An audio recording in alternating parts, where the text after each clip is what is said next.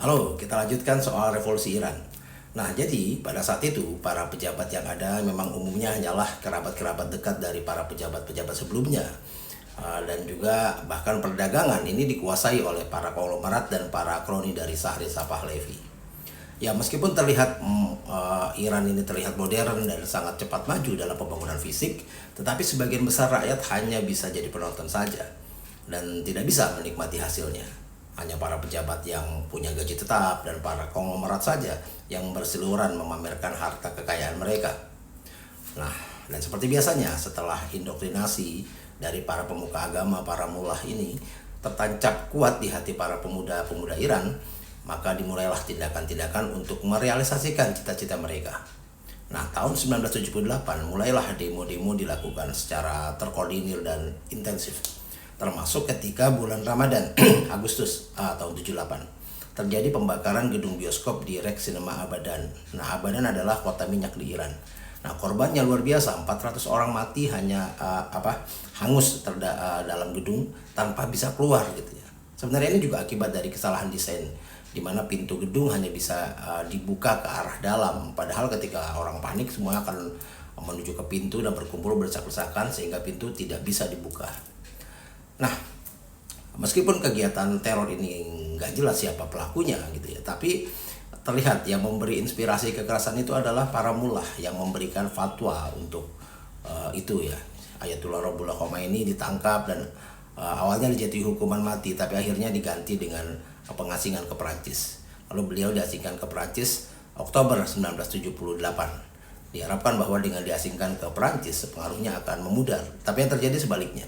Ceramah-ceramahnya tetap bisa sampai ke Iran melalui kaset-kaset, dan kecerdasan Ayatullah Ruhollah Khomeini ini dipuja-puji karena ketika beliau diwawancara oleh para jurnalis dan dari berbagai bangsa, sekalipun dia tidak pernah mengatakan akan membangun negara berdasarkan agama atau teokrasi, tetapi yang selalu dikatakan adalah demokrasi, pemerataan, kesetaraan, dan semua jargon yang disenangi oleh pihak barat gitu ya.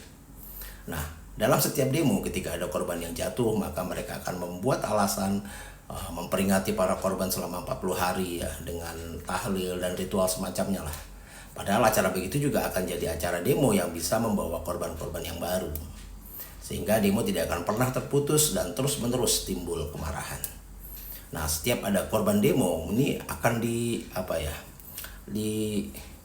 dilipat gandakan gitu ya jumlahnya.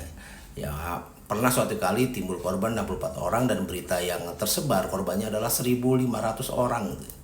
Nah, total tahanan Safak yang 4.000 disiarkan beritanya sebagai ratusan ribu.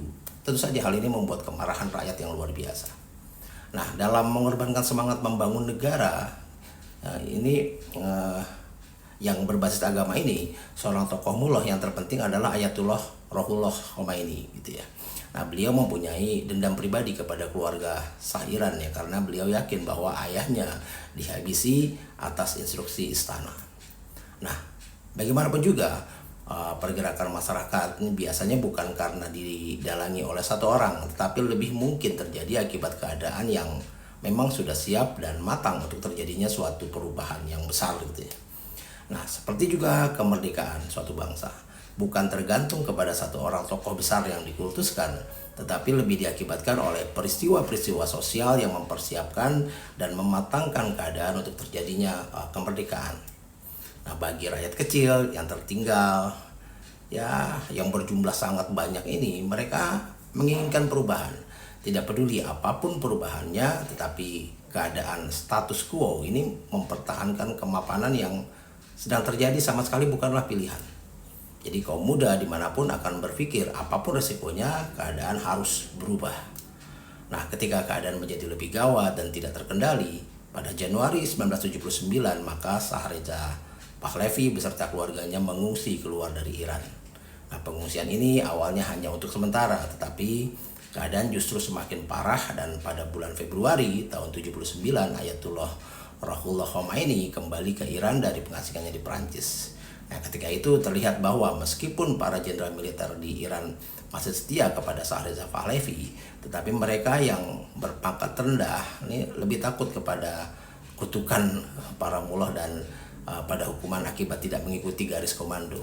Akhirnya setelah revolusi Iran, kaum milisi ini mendapatkan peran yang sangat penting dalam pertahanan negara.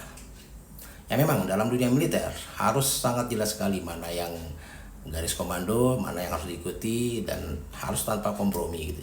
Ketika terjadi dualisme dalam kemiliteran, maka mereka akan sulit diandalkan. Kemungkinan akan terjadi konflik antara sesama anggota militer dan bahkan pembangkangan.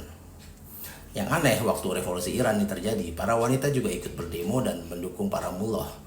Nah, mereka sama sekali tidak punya bayangan ya apa jadinya nanti setelah para mullah ini berkuasa.